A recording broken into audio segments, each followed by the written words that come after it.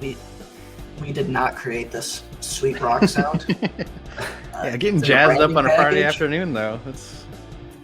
They have default ones. You can also add your own. So like if you had like your own intro theme, you still have to do it. That is, yeah, I was gonna say that's next. You should just do what's like the. Have you ever listened to those like scream therapy videos? Where you just like record yourself screaming like intermittent, like every like 3 seconds, just like wail into a mic. I think that'd be awesome. I'd listen to it. Is that like the reverse of like ASMR? Probably, yeah. I think it's. I assume it's meant to be like right once, like you don't actually hear it back. But I just think it'd be hilarious if it was like silent, and then all of a sudden it's just like, ah! Welcome to Atomics on a Friday. Yeah. We're live. Live and on location. El Caminos were exclusively Chevy, or was that like a? I never understood if it was like a model or was it like a style. Is it a truck? Is it a car? Like, is it somewhere in between? Small truck. It's kind of being brought back with the recent. I think it's like the Hyundai Santa Cruz. It's a little El Camino 4-door, but they probably don't call it that. Yeah, what is up with Hyundai being like super like ahead of the curve? They had like what was the Veloster? Was like the 3-door thing? Oh yeah, the weird like door hatchback thing. Yeah. Yeah, El Camino modeled from 59 to 60, and then 64 to 87, specifically Chevy GM. Okay. All right, I think we can kill the rock music now. That was, yep. Were you waiting? Well, no. I mean, people are just pouring in right now, so I just want to make sure everybody has time to, get settled. And that like remember the Chevy SSR? That was apparently the successor. I think we're on the same wiki page. That it reminds me of like a PT Cruiser, like a Herman Monster mobile. That's what they turned that into. What a waste. They should do like a limited edition release and bring them back because those were pretty sweet. Yeah, I'm on Auto Trader right now, and you can get a nice one for like $30K. I'm like, why buy new when you can buy like a restored El Camino SS? Is it like good, like runnable, or is it more just like the frame and whatnot? I know it's like full blown. Like slap the plates on and drive off. Oh my gosh. Yo, they had a special edition for South Africa. Like, that's a package of questions. Is it like color scheme or like off-roading edition? Yes. That'd be kind of sick. So apparently a range of these went up, like Chevy models that were based in like Hong Kong, South Africa markets, and they're like, looks like they're like shortened bodies compared to like the traditional like just long truck style. That's something I always forget every time I go to Europe is like how the concept of pickup trucks just isn't like it's not a thing. It's just not as wide as a thing. I think I saw like 5 in my life outside of like the United States. I was like, oh yeah, like why would you actually need this giant thing? Like it's cool, it's fun, but like, maybe that's the El Camino's like niche is like sneaking in is like actually they're so wide. I don't know if they'd fit on most. Especially like older European city roads. You probably had a jam in here, gents. Let's do it. But yeah, I was gonna say who pushes the music button these days? I think we take turns. Welcome to Atomics on a Friday. Today is Friday, and we have a full lineup of fun things going down today. Let's bring up camera hots. Yeah, I'm all really getting used to these buttons. So our agenda today, I think all the cool stuff's going down. We're going to jump into Micro Emulation Plans, do a cool demo, and discuss micro emulations and ship some stuff downrange. I think that's why we're all here, is to run things live and see what breaks. Yeah, go ahead, Paul. I'll let you run the intros. Right. So yeah, for those who are first-time lurkers or long-time lurkers, real quick, I'm Paul Michaud. I am a principal in Did you have the Zapanda. beard, Jamie? I did. I had a little bit of FOMO, and I was like, once I got the backstory, I was like, oh yeah, this is safe. Like I can beard myself. It's awesome. That's great. Because Mike messaged me. He's like, "Hey, did you add the beard for Jamie?" And I was like, "No." I was like, "Did you?" And then we pull up the slides, and we're like, "Oh, Jamie added that, so that's awesome." I'm not gonna admit how long I spent on like Google Images. Like I'm gonna find the beard, not a beard, but like the. I think it's the same one. It kind of looks the same. It is. Well, your mustache is better. I feel like mine's a little bit too like thick, but we'll let it. Oh no, it's perfect. Right. It's got the nice dual curve to it. Oh no, I spent a lot of time like sizing this out. I'm like, it's gonna like it's. I had a long Thursday night. Let's just say that. Right. That's awesome. You want to kick it over? Oh yeah, man. Yeah. So yeah, Michael Haig, threat researcher at Splunk, co-founder of Atomic Red Team, trying to get that in more frequent on this so that you don't have to do it, Paul. Mike always forgets. Yep. And yeah, leave it there. How about you, Jamie? Thank you for joining us, by the way. Thanks for having me. Jamie Williams. I lead MITRE Attack for Enterprise, so writing a bunch of techniques.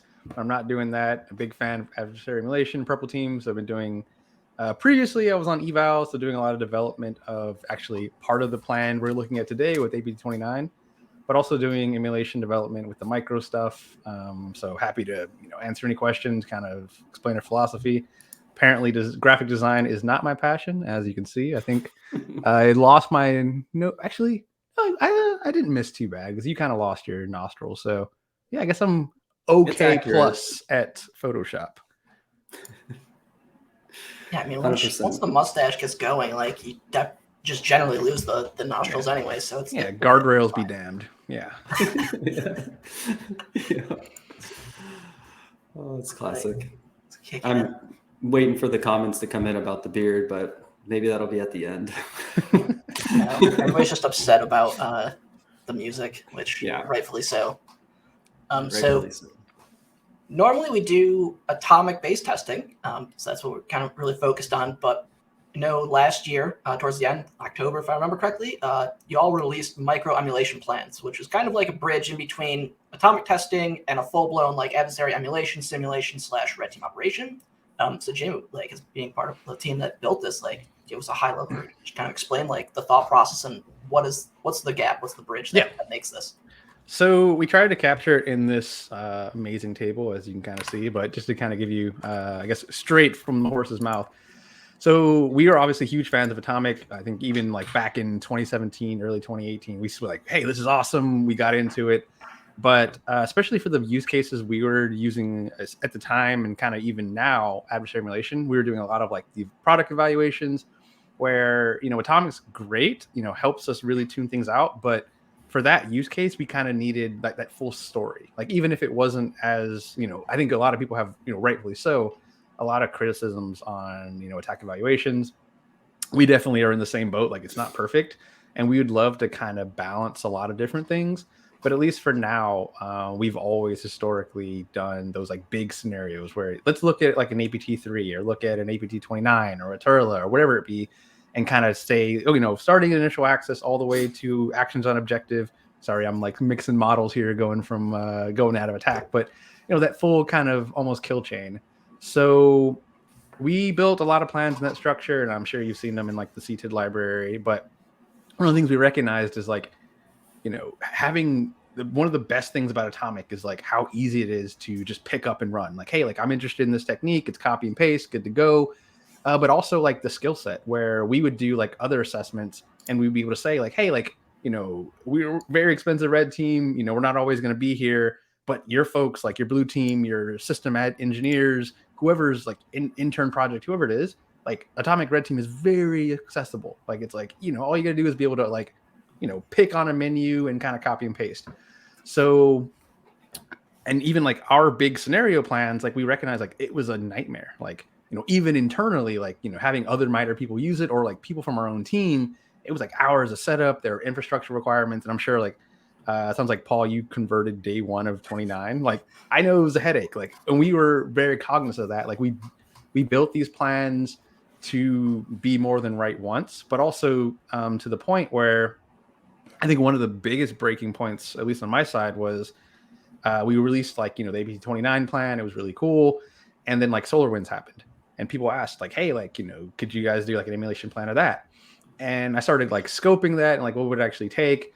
And obviously it was like, months of development, all this research, all this, testing. And then like we took a step back and we're like, really, all I really wanted to emulate was like the golden SAML. Like the rest, a lot of that was like, stuff we've maybe even seen other places, or it was like, hey, like that's awesome. But like when people were asking for that like SolarWinds emulation, like it was like golden SAML and a couple other things. So that kind of just like sat in our mind for a while. And we thought like, okay, there's, Atomic's great, it's accessible, full, we know its cost in terms of entry and infrastructure complexity, it takes us no longer or no shorter than like 2 months to put one of these together. There's got to be something in the middle though. So that's kind of what we were aiming for with those micro, where, hey, like, we're still kind of looking at one behavior, like in an atomic style approach. Like it's an initial access where, a user's like clicking on something they shouldn't, or like a web shell where like, a file is being dropped in a certain directory, it was being connected to, and then there's like commands running from it. So it's still that like very like looking at something very particular, a very like, prioritized defender problem. But let's kind of take, let's understand 2 other ends of the spectrum and kind of tease out the best like aspects of like Atomic, like easy, focused, prioritized. Like you're not going to cover all of attack, but let's find the points you actually care about and zoom in on that. But then like, steal a little bit from full emulation where, as you kind of couple a couple techniques together, they kind of take a different form where like, a good example is like, you can kind of just execute individual techniques, but like, and you smash them together, they kind of have like their own little nuance. And the other thing we recognized was like, as a defender, like you don't, I'm interested in your take on this. Like you don't really defend atomically. You kind of like a web shell is a good example. Like you look at a common scenarios like that, it maps out to like 5 or 10 techniques. And like, you're not going to like worry about covering every single thing. You're going to be like, hey, like, am I better at defending the network traffic of a web shell versus the file creation versus the processes being spawned, or some there combination of. So what we're really aiming for was like, we did, I think, like 7 or so micro plans, and some of them were like, like I said, web shell, AD enumeration. Some of them were like data source focused. Like, hey, like, can you see an adversary creating a registry key, populating it, modifying it, and deleting it? But really, we built out those plans. They're pretty cool, but like we were more invested in like, this is like a blueprint for something that we can do going forward. We're like, if another SolarWinds came around and we're like, oh, that's really interesting and something we need to emulate, we're able to kind of zoom in and say like, well, here are these knuckles that really stand out to us as things that like kind of compound behaviors that we want to emulate. And some of that might be, taking Atomic Red Team test and kind of string them together in a certain way. Some of that might be looking at full emulation plans and kind of basically abstracting out like, really, we're just interested in like step 4 of 10. But, just really just kind of investing in, I guess that like philosophy, but also like that kind of like quick, we built these in like 2-week sprints. So like quick development, rapid fire, but also like giving a defender like a zoomed in view on something that really stands out to them. I promise I've never rehearsed that. That was not a huge sales pitch. So I recognize it was a huge brain vomit, but hopefully that tracks and was somewhat helpful. Totally awesome. Definitely a lot of great information. I just wanted to bring it up on the site, on the repo here. I think we have a couple questions, but the one thing when you mentioned web shells, I went to the web shell emulation plan here, and the first thing that like really caught my eye, and I think this goes for, a lot of questions we see on Twitter is like, but how do you detect it, right? And I love that each one that is in the repo here has like this set of criteria, of going for detection. And then something we always forget about here on Atomics on a Friday is our mitigations. but I love that this is here for folks to go off and like key on. And one in particular I was looking at too was the AD&CK one, which was really cool. There was some good stuff down in here for that too. Appreciate it. Yeah, and other realization there was like, we wanted these to be like in the spirit of Atomic, like easy, like super approachable.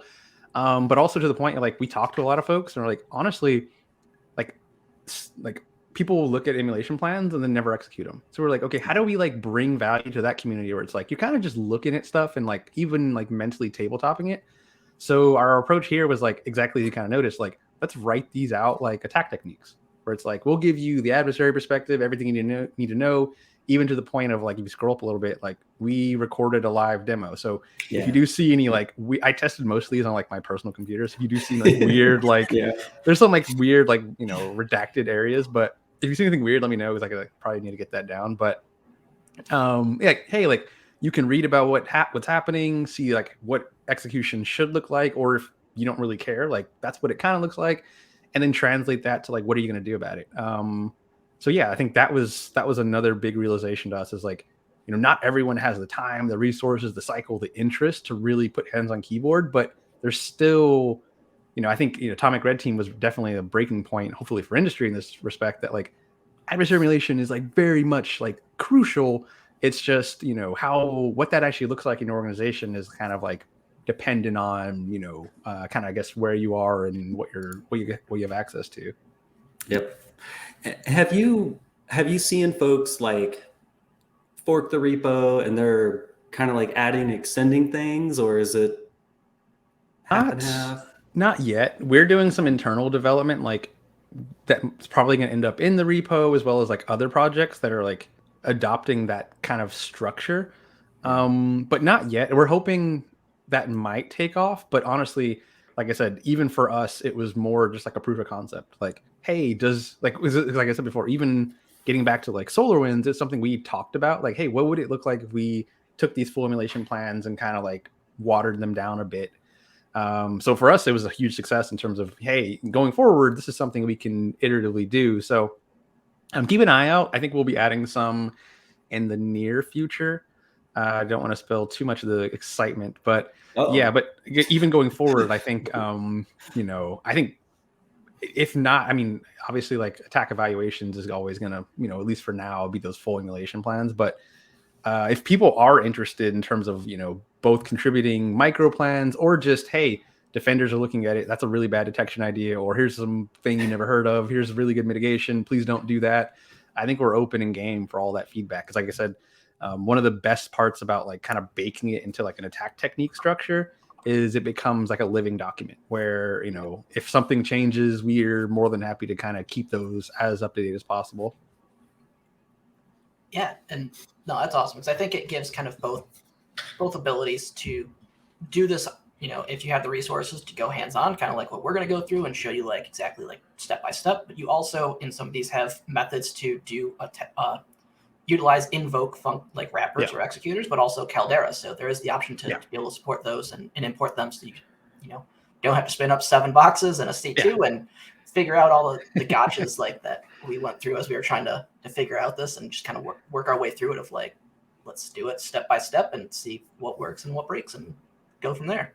Exactly. You're reminding me I got to do my MITRE Caldera pitch. So yeah, exactly to your point. For all those micro plans, the objective was like get it to the point where it's a compiled binary and it's literally just like double click. There's defaults, but we did supply like the source code.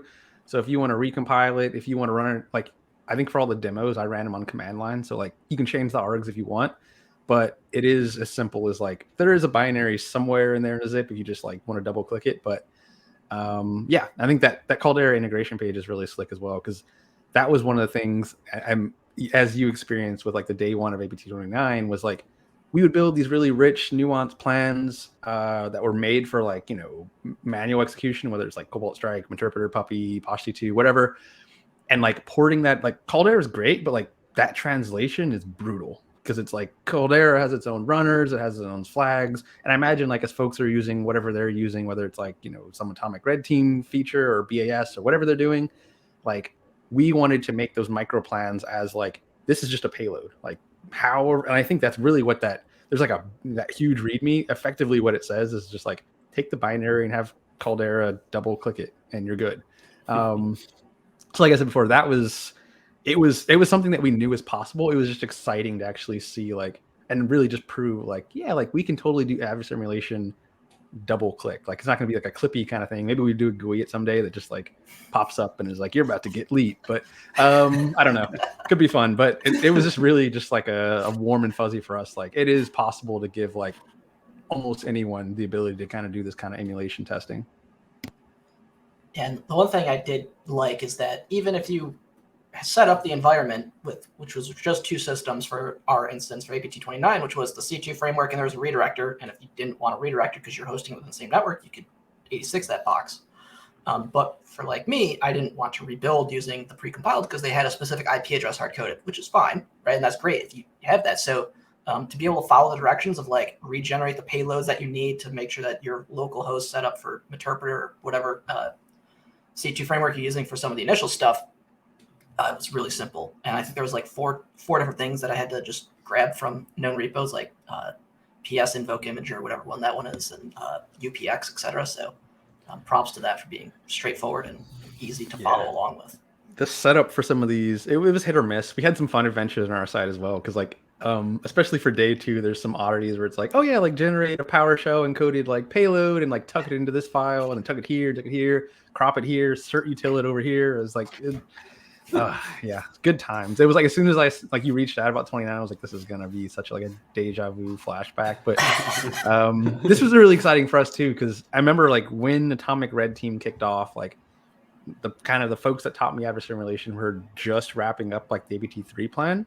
So like this was kind of like our first step of like what's next. Because like if you go back and look at, I think it actually might still be hosted on the ATT&CK site. The APT3 plan was like very much it was effectively an Intel product where it had the emulation like overlay, but a lot of it was like, who is this actor kind of, this very rich, like intelligent, like leaning thing. And I think that's kind of over the years, we've been dabbling that with like, Atomic Red Team is like very offensive focused. And we were trying to balance that middle of like, not being too like CTI focused or like, you're here for the red team stuff. We don't want to like, if you don't care, like good for you, like just skip it. But also like making sure it's still threat informed. So I think if you kind of even generally poke around that repo, you'll kind of see us like, I guess, sway back and forth. So I don't think it's like in the repo proper, but there's like an archive folder for 29. We made this like, I actually love it. It's this like slick PDF of like, it's I think it's kind of cool. It's like basically attack mappings for a single step.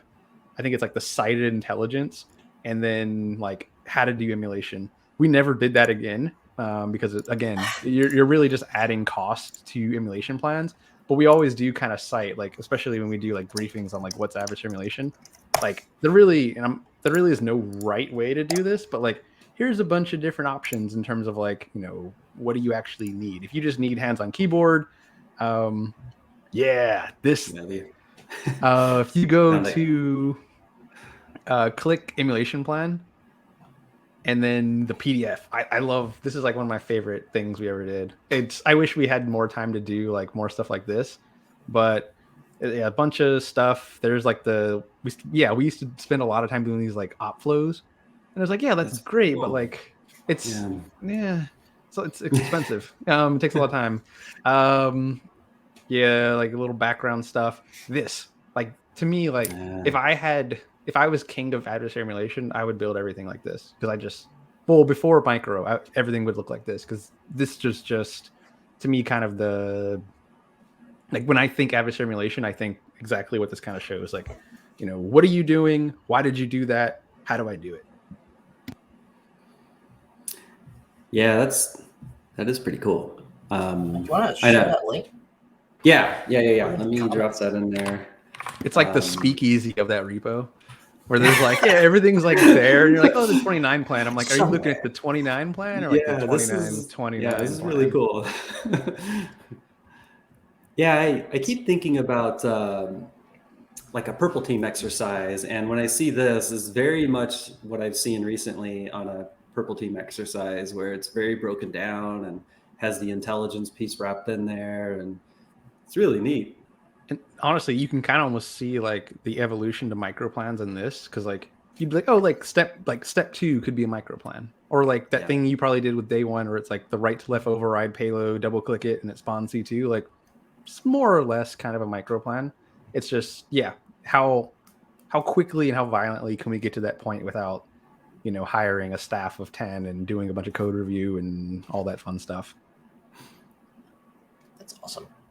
Yeah, it is cool. I didn't even sleuth the repo enough, but now I need to go back and check this PDF out because this is awesome. Yeah, what else is hiding in here? I might be as surprised as you. There. Yeah, we'll see. Yeah. All right. That is cool. Let's keep going. Good share. So really like this setup of the micro emulation stuff. So high level of the micro emulation plans, where they came from. We shared out the blog post that kind of introduces micro emulation plans. Let's jump into the one that we're going to go through. We even had an artist do that rendition of. I'm curious, what's your interpretation of the fence and the eyes? Now unbiased, we've never talked about this, so this is I guess we're doing it live. Does it make sense? I don't know. I saw it again this morning, and when I looked at it a little closer on the slides as well, I was like, I didn't put together with the bat eyes or animal whatever eyes behind it, but I'm not sure. I think we biased ourselves and spiraled into this makes absolute sense, and then we were we didn't do any product testing. So the idea was it's different views of a monster, and it's a full emulation plan is looking at the entire monster, and you have these really thick links in the chain or the fence or whatever, and you're taking really big views of a huge monster, and Atomic is you're taking really zoomed in views of different monsters, and then Micro's somewhere in the middle. It's again, graphic design is not my passion, but that was the idea. I still think we probably could have added a couple more days to think that one through a little more, but at least it was a good laugh. The elaboration, now I see it. If you had me just go through it, I'd be yeah, it definitely stands out now.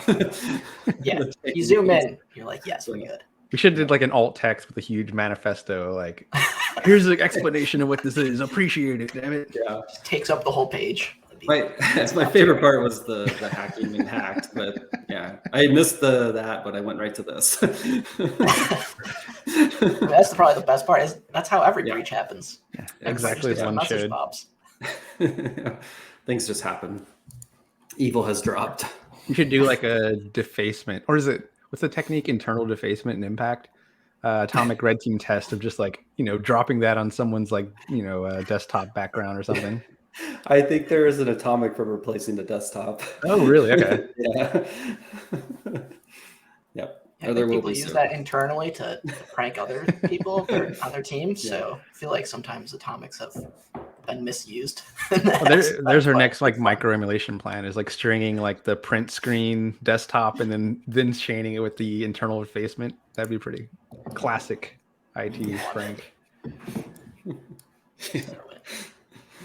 I forget what the next slide is. I don't remember. It is on APT29. Oh yeah, the emulation plan. APT29. Of course, we have to throw in the mascot because no adversary is complete without a mascot, and 17 different names associated. We're trying to fix that. I don't know if you're tracking attack campaigns, but yeah, we're breaking this. This fella is going to be hopefully a bunch of different pieces in the future. Question though, have either of you been to have you seen the physical statue? Yes. Oh, awesome. I love it. Yeah. I wanted to climb it and Action get a figures. picture, but I figured they'd probably yell at me. So I went to the very first FailCon out in California when I started this, and they had mascots and full blown armor suits of it walking around. You get pictures taken. Right. I have a picture of it. It's in my desk somewhere. That's awesome. It is top tier. Say what you will, but it's fun at some certain points. Oh, it works because you can't forget these. It's the best mind slug ever. It's I mean, the name threats however you want, but like the catchier, it's pure marketing, but it's gold. It works. So there's two scenarios. We're focusing on scenario one. So kind of like, I know you focused a lot more on scenario two, but what's kind of like the scenario one outline for APT29? Yeah. So at the time we were trying to, because like this is all like, preface everything with like, it was made for an attack evaluations use case. And we always did like 2 days of testing, at least at the time.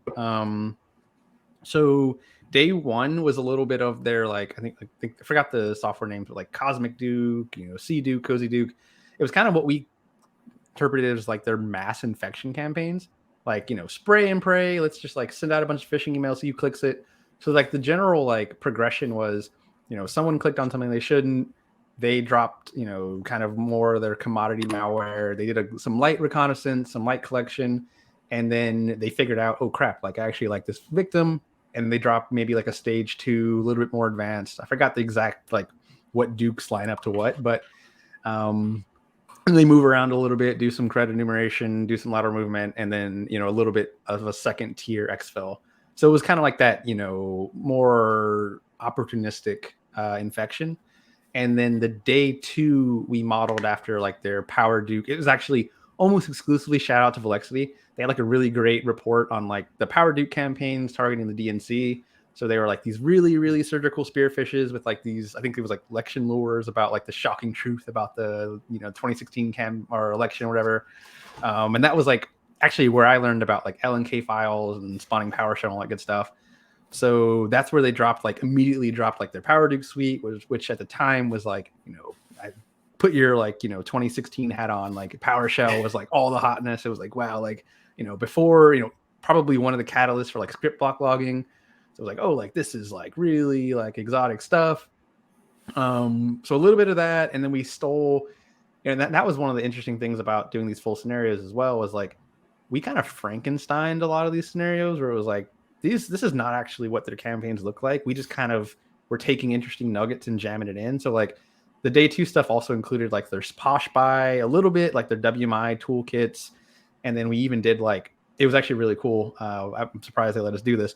We were doing like exfiltration over like OneDrive. So like mapping a drive. I didn't know you could net used map to a OneDrive account and then just like, yeah, you can exfil stuff out. That was pretty fun. Obviously we were using like dummy data, but in general, that was just neat. So it was like, if you look at like the op flow, that was like the 2 general vibes was like, you know, spear and hopefully, and, you know, you think about evals, we were trying to like, you know, not necessarily make something that had like curb appeal in terms of, oh, that's interesting, but also like this, make it resonate with you. Like, hey, like you could easily be targeted depending on who you are by like, you know, this actor, you know, GRU might be interested in you, or FSB, sorry. You know, Russian government might have you as like an intel requirement. But also, like, you know, they do these mass infection things. I think they did that again with like during COVID, like send out a bunch of stuff and see who clicks it. So we're trying to get that like balance of like, you know, this actually might be on your like threat model. Like this is something you should worry about. So day 1, I know you definitely dealt with this.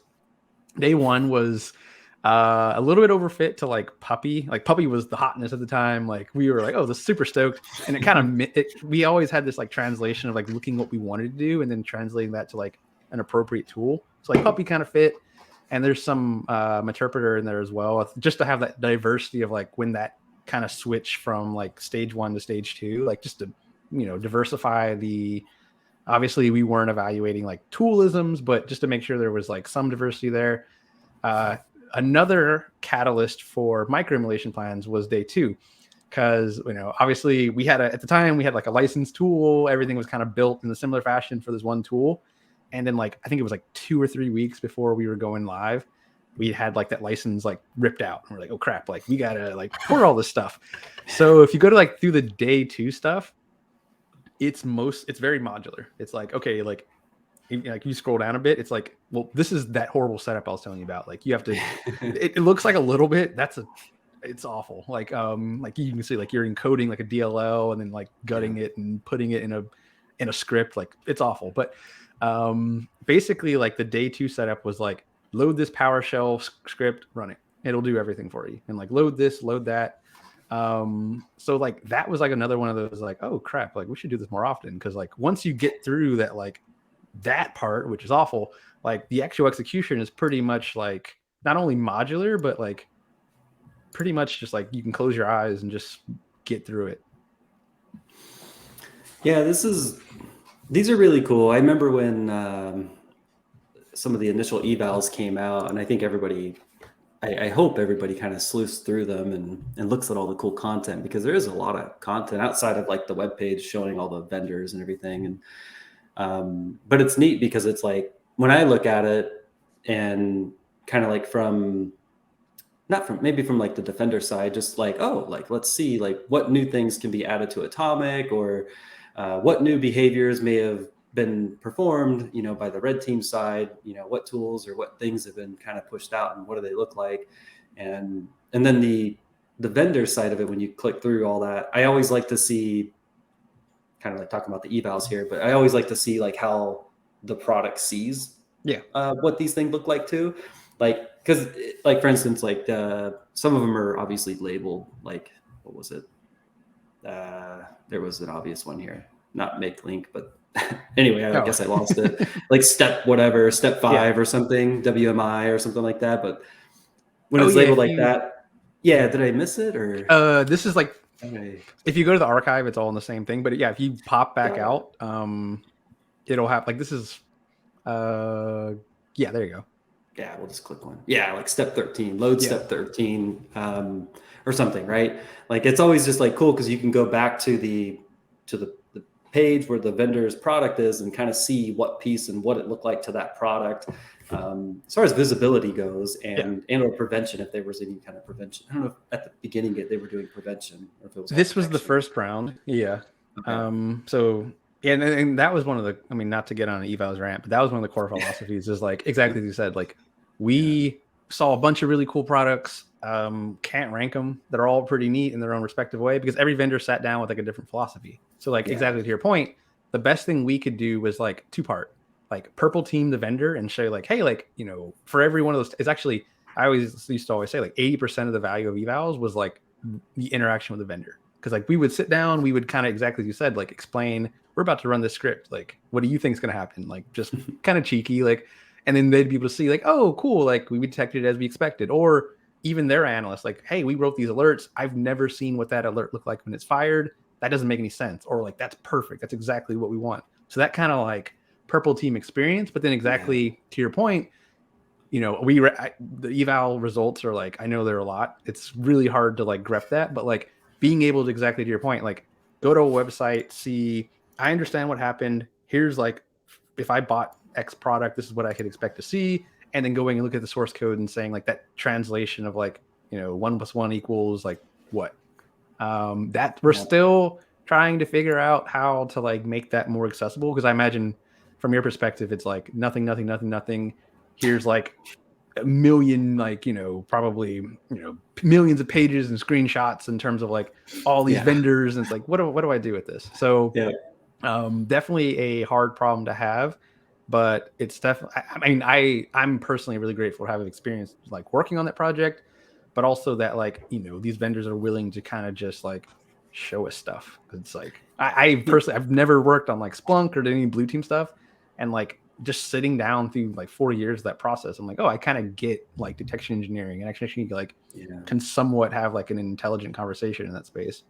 I was just randomly thinking like it might be really cool because it really is like a large scale purple team exercise, but like it would be really cool if there was a way to like almost showcase that during the evals. Like probably 1 or 2 would be willing, but it'd be interesting to like showcase like, you sitting with vendor and then like kind of going through the stages and the steps. Cause that really is, it really is like a large scale purple team exercise. And really that was actually one of the goals of releasing it here is like, I'm sure everyone does it because it just like have so much free time, but releasing that and saying like, hey, like we evaluated like these products and we documented the configuration. Like, here's everything that happened in our purple team. Like, go do this in your organization. Like, you have the exact same emulation plan. You might have the same tools. You might not have the same tools. You probably have a different configuration. You have other tools. Like compare your environment to what you see on the site. But again, that was one of those like, hey, and I apologize because setting up this emulation plan is going to like take like a week because it's super fun. We had a question in chat of are EVTX logs going to be in future evals? So I'm assuming there's like Windows event logs. Yeah. There's some vendors that, so all of the evaluations are always targeted at like a particular vendor. So some of the vendors like ingested that. So if you go through the results, you can kind of see like, hey, they were using like 4624s or whatever, or they were using their own like, kernel callbacks or whatever. So it depends. We I say like a collective we, like I'm not really on the evals. I consult, but I'm not really on the project anymore. We didn't really prescribe, so it was up to them. Like, hey, if my EDR product uses it, it does. If they didn't, they didn't. So we didn't really want to. Like, I think a really cool evaluation, though, to your point, would be like a baseline of like, hey, there's no vendor here. We evaluated Sysmon and event logs and just saw what happened. The only problem though is like, at least now, if you look at those plans, there's like it's a whole week. So like it just the time and resources. There are already like 30 vendors. It's like making that 31 would just kind of be like a little bit of an ask. We should have our open source vendor. Oh yeah, that'd be awesome. Just like just like a random power team of like awesome people just show up and like, okay, yeah. I think there's a few people that would be open to building a lab or something similar to like what it would be like with specific logging of like Zeeks and Sysmons and log collection. Just doing that, and if it was like people want to do an open source, like I think there's a lot of interest that we'd be down for that style. And to your point, Roberto Rodriguez, actually, this plan, they did a hackathon where he did exactly that. He took the day 1 plan, the day 2 plan, recorded like the execution with like some awesome like tunes, like DJ beats in the background. So you can kind of watch the YouTube video of like him working through Puppy and Meterpreter and Posh T2.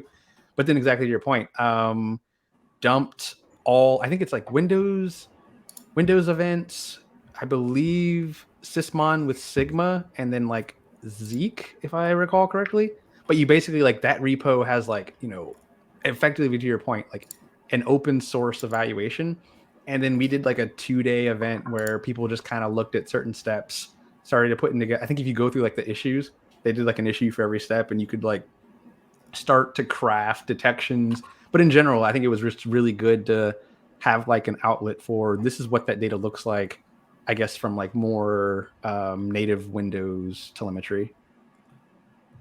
Yeah, that data set, just kind of peeking it now, we put it in chat for everybody. A lot of stuff from Zeek, PCAPs, Sysmon event logs. Like there's a whole bunch of stuff, and being able to replay it. So.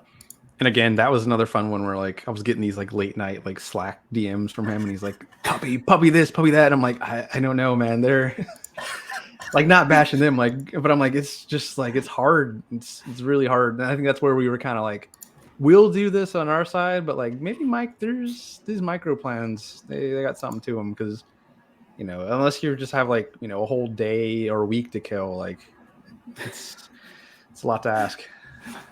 Sure. And I think that's kind of like one thing is, especially because they're not pumped out all frequently and constantly maintained, you kind of build it and then release it. There's things like tools that come out of date, like with Puppy, you know, being that it's like 2.7 for Python, there's a lot of dependency issues, couldn't get it working. I had like 6 VMs going of different setups and configurations to try and get it, just couldn't do it. So then I kind of tweaked it a little bit to make it work within Covenant, because there are some interactive aspects to it where things, the ones C2 frameworks that I work with, they mostly task versus an interactive. So made some interesting modifications to make it work, but the end result is still the same at the end of the day. Like, and that like, and it's funny too because like you mentioned that is like even looking at this page now, like even the emulation target changes. Or like in this case, like APT29, like SolarWinds is like a huge aspect of that group, and like obviously with campaigns we'll be able to track that a little better. But I remember I was super annoyed because like we did all this emulation stuff, we did like all this work, and then I think it was like right before we released the results, I forgot the name. It was like something to do with like Ghost or something. They had just did like Esset or someone had released this like huge APT29 report, and we're like, are you kidding me? Like we just did all this work, all these results, all this emulation, and like now they're on to the next thing. And like, you know, the Dukes and everything that we emulated is like, you know, old stale toast, and we're like, oh crap, like that's so annoying.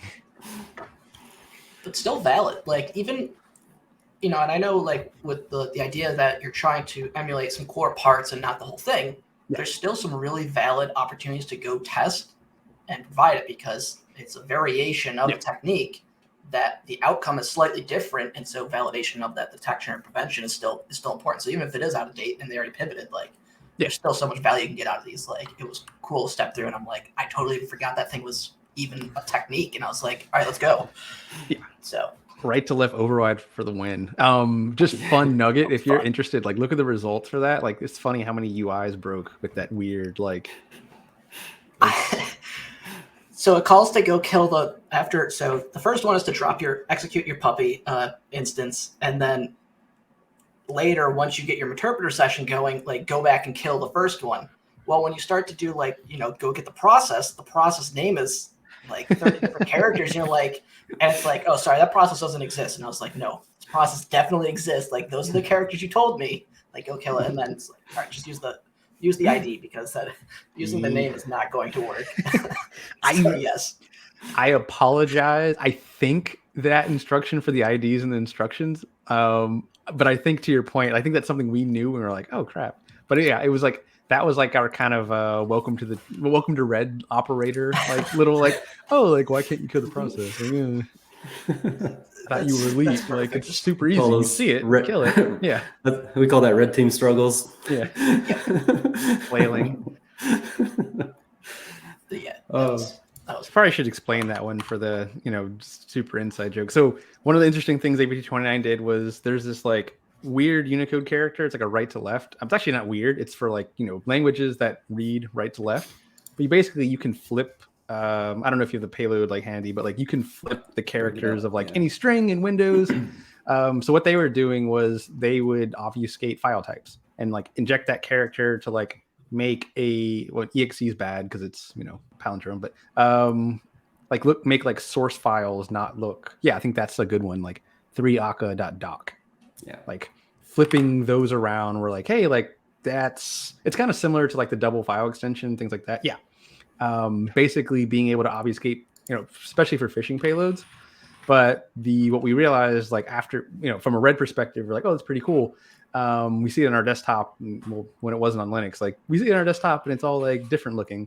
But then like that character cascading into like EDR products and File Explorer, and we're like, oh, this is like a slippery slope. There's actually some of the results, if you go and look at like the vendor, like their entire, like from that point on, the entire page, like all the text is backwards, which we thought was the coolest thing we've ever seen at the time.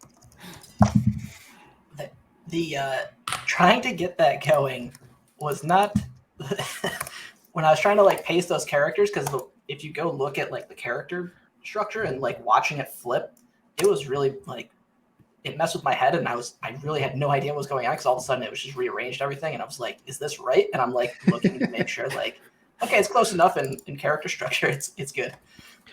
We had a fun, I'll call it a meeting, like brainstorm. We just had like a whiteboard and we tried to like map out like any good looking file name that would like kind of benefit from that. I think we filled like at least half a whiteboard. It's super fun. I'm actually surprised we don't see that more often, because it's something like, again, it's like one of those like, I mean, I dare call it living off the land, because like, Windows isn't going to support, like language isn't going to not support like, diverse inclusive language. Yeah, this stuff's awesome. So it's like it's never going to go away, but yeah, I'm surprised we just honestly don't see that more often, especially with like how common like social engineering and the double click of the user is. Yeah, it's funny. I remember when we wrote this blog back in the day, it was such a thing. And they had, I would assume it's still within the engine there at Red Canary. But yeah, that was pretty cool. It basically reverses it live kind of for the analyst, right? And yeah, it's kind of neat. But to your point about like stuff aging off as well, like we've done, I think like 2 or 3 different emulation plans since this one, like the full kind of spectrum. But like to this day, like if people are working on like, 4104s or PowerShell telemetry or even like EW, we still refer back like, hey, like you're not going to get a better like PowerShell focused emulation plan from us, at least, rather than like the APT29 stuff. If it like, Handwave that was developed like 2 or 3 years ago, I forgot now, but like if it works, it's actually, if you can get it running, it's actually pretty neat. But I think that was one of the other things we were trying to push towards micro plans is like maintenance. Like I'm curious to see the live demo. Like I trust that you got it working, but like, we tweaked some stuff. Yeah, but yeah, I don't blame animation. Our animation that's not animated. It's animated in the slide. Like I don't know what happens. this is going to be like how the demo works. It's APT. All right. Due to screen constraints and copy paste, so I don't miss anything, I'm not going to be able to see what's going on. That's okay. So just tell me if something's share screen. If you see our faces drop, like, just know something horrible happened. Yeah. All right. You can all see this, yeah? Oh. Uh-oh. Oh, Defender for the win. Oh my gosh. Okay, so that fixed the broken stuff. That's fine. All right, so this is kind of like a perfect example, right? If we look at the binary over here, this is what it looks like when the user just sees it. But you can see the file name changes in this instance. So that's kind of interesting off the bat. Like, I didn't even pay attention to this when I was testing it, but it's fine. Defender will work. So this is one of the things I had to tweak. It called for Puppy using RC4 encryption, but I could not get that to work. So I used Covenant, my all-time favorite. And as you can see, our sysmon endpoint checked in. We still use the port. Same thing. The host of 104 is still the same, similar to that. But again, due to Home Lab's structure, we flipped it to 172. So if we go back into the grunt, we interact. I've never actually. It was kind of weird. I guess I'm a huge fan of Covenant. I've never actually like watched it. Just kind of analyzed like some of their features. Yeah, this is pretty cool. I'm kind of upset it's no longer in development, but Mythic is a very close second to me, and I'm starting to take that over. So, I think so. With Covenant, we specify the PowerShell so that it's going to execute PowerShell. What this is going to do is basically go through the user's profile and look for specific files, and then grab those and then zip them up into a zip folder with an app data called draft. So if we just go rip this, let's see if this was that smasher grab, like, what are we looking at here? Yeah, we thought that was like a pretty, at the time we were like, this is like the most advanced script I've ever seen. Like, look at this one liner. Like, I mean, the future is now. Job done. It doesn't. Yeah. Even has compression. What? There's like not even a semicolon in this. This is awesome. Oh, there is. Okay. Oh. I think it did. All right. So now the next step was to download. So we will go grab that from Erlich Bachman's profile.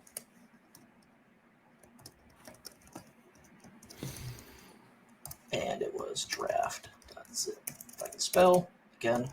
Death. That's it. Let's see. Did I get it right? I think I did. Best of luck. Yeah. See bites. Tasking. It's happening. Going where is it? Is there like a file manager or where? Oh, yeah. That looks like it's not empty. That's awesome. How did you litter the victim? Did you like? So I'll go back. So this is my lab. So there's already stuff just littered everywhere. Okay. I was doing some sharp testing the other day, some testing of PCAPs for SMB collection. So there's always things just littered about. So I'm assuming like if you were for an opportunistic like victim, they probably would have proceeded because that's a huge. Oh wow, it's still going. Oh yeah. Oh, downloading. Okay, I didn't realize it was. Yep. Yeah, look at that. I can't see. Where is it? Okay. So if we go to data, there's downloads, and then once it's complete, it would show up here. I won't make you all sit there and wait for it to download. Can you run like async task? Like, can you keep? Oh, just add stuff to it? Yeah. Oh, nice. Yeah. So it's similar, I guess, from my understanding that the tasking of like Cobalt Strike or other C2s that do tasking does that. So then the next stage after that gets downloaded was to deploy the stealth kit. So in our Galley box, oh man, I can't see it. We spun up the handler. I already generated the payload. So now we're going to go execute it. This is one that I had to tweak. So two things. One, because I couldn't get Puppy going. And two, it calls for using monkey.png, which... we were talking about this yesterday, Jamie. It was taking a interpreter PowerShell output and embedding it into a PNG, and that gets uploaded to somewhere.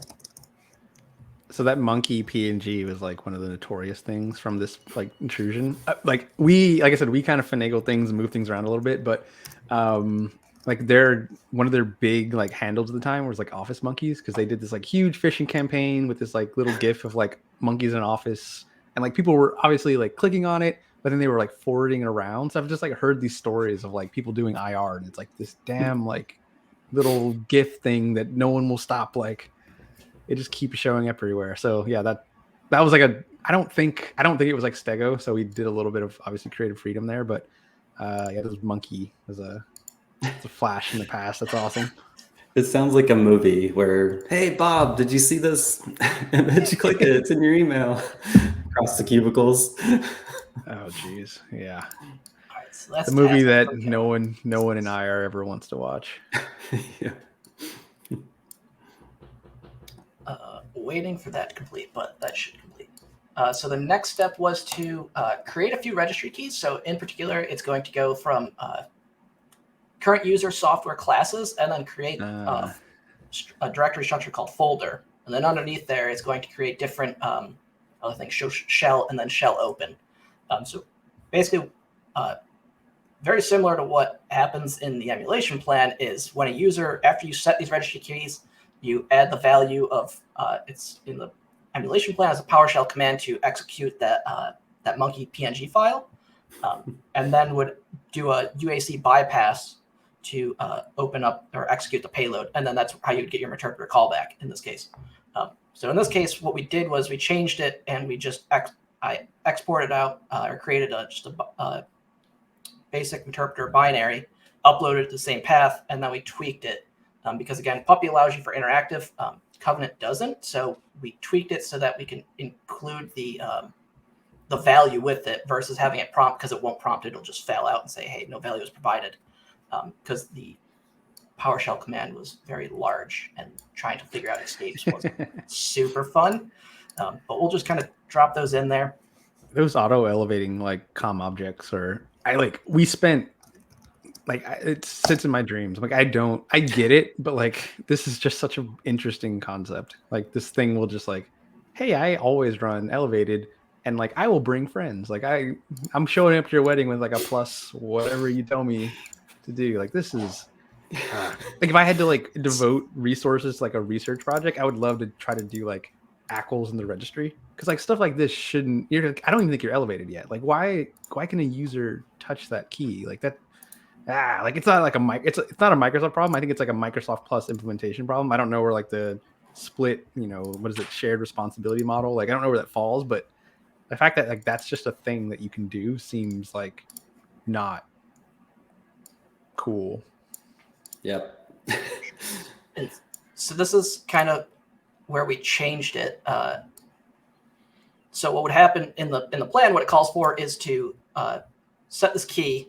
And then when it was prompting you for a value, right? Like just if like you were going to do this in a straight PowerShell terminal, if you don't specify the value, it's going to prompt you and say, hey, what do you want this value to be? And then you either put something in or you don't, which in the next instance, when you set the delegate execute value, you don't put anything. But it was super long. Let's see if I can just copy it over. For what it's worth, I think that's probably the safer. I don't know why I guess we just set a bunch of traps for operators to make mistakes. Good design on our this side. whole thing, and so trying to put it in quotes, it was like no, because you have single quotes or double quotes here, and I trying to figure out the escapes. I was like, you know what, we're gonna modify this slightly. Also, so like shout out to whoever wrote like Pios invoke image, like writing the for loop to like parse a bitmap for like, jeez.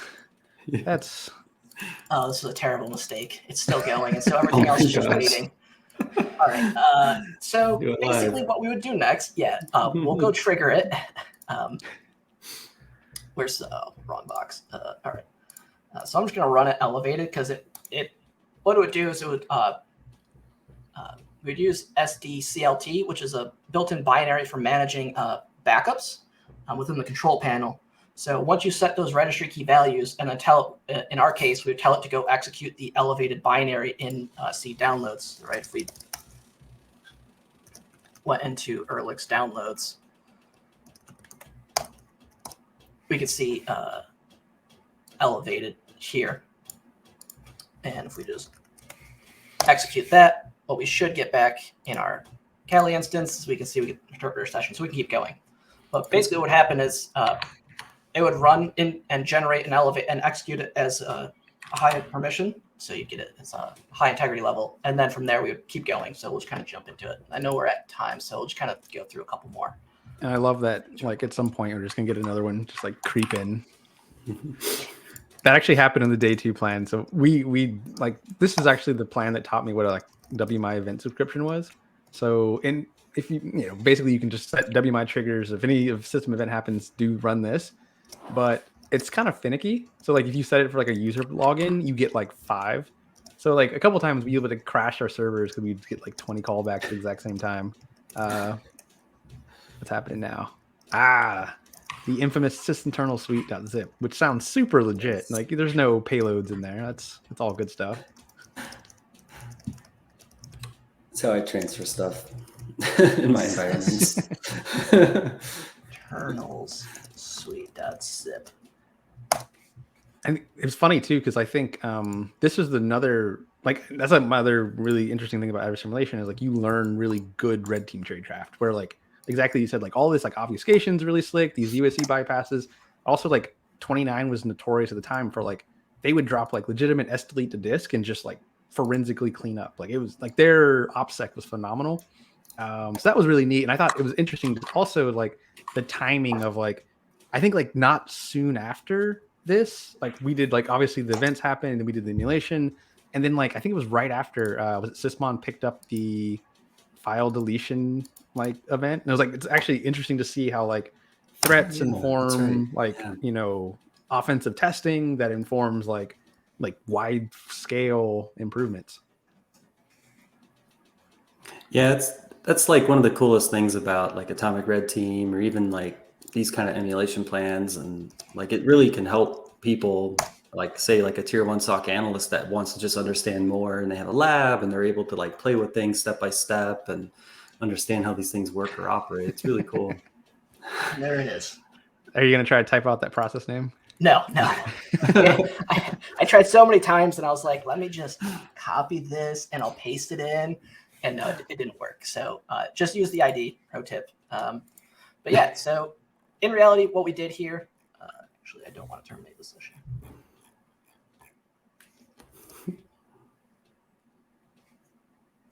Oh, no. There we go. There you are. So what we did was there's a, in the resources part of the emulation repo, there's a package for sysinternals, which creates has things for ps-exec for lateral movement later.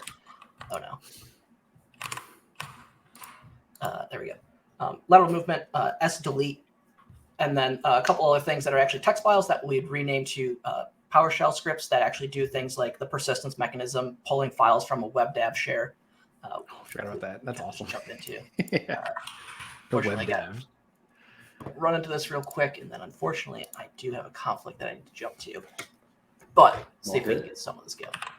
Yeah, so I think you're on, the WebDAV is down on step 7, collection and exfil. That's where you're at? Yes.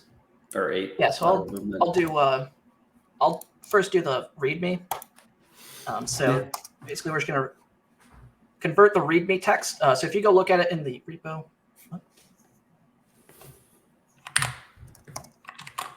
And I think we ultimately knew that we would be 2 or 3 parting this. Yes. There's a lot.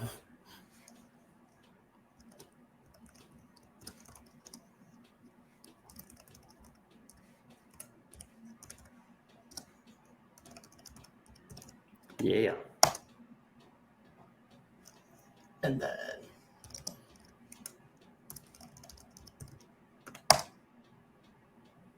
so now it should be good. And then there's functions. So if you go look at the text file in the repo right now, you look at it and you're like, oh, this is just the README txt from sysinternals. No. Keep scrolling down. Within there's all the PowerShell functions that we're going to execute next real quick. And if my screen would stop blanking out, that would be phenomenal. So in this case, we'll do invoke discovery real quick, which basically does some reconnaissance. It goes and collects a bunch of information from user system. But now let's do kind of the same thing. So now we're going into step 5, which is persistence. So we're going to do the same idea. There is a second text file in there, which is the PS version. And we're going to do the same thing. We're going to, forgot a key. You name that.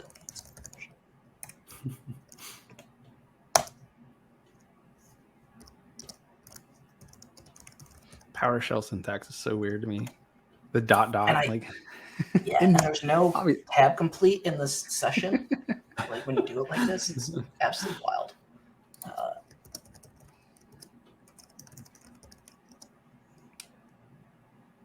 It's fun watching. This. There's like 2 flags, I remember correctly. There's like 1. No. What was it? I just saw it. It's persist step 1 and 2. At least that's what it told me. Oh, you're missing the T at the end of persist. Oh, yeah. There it is. Copy paste. Oh man. Oh, because it already exists. Oh, apparently, nice. Apparently, I forgot to clean up this testing, but that will happen. Is there a very service?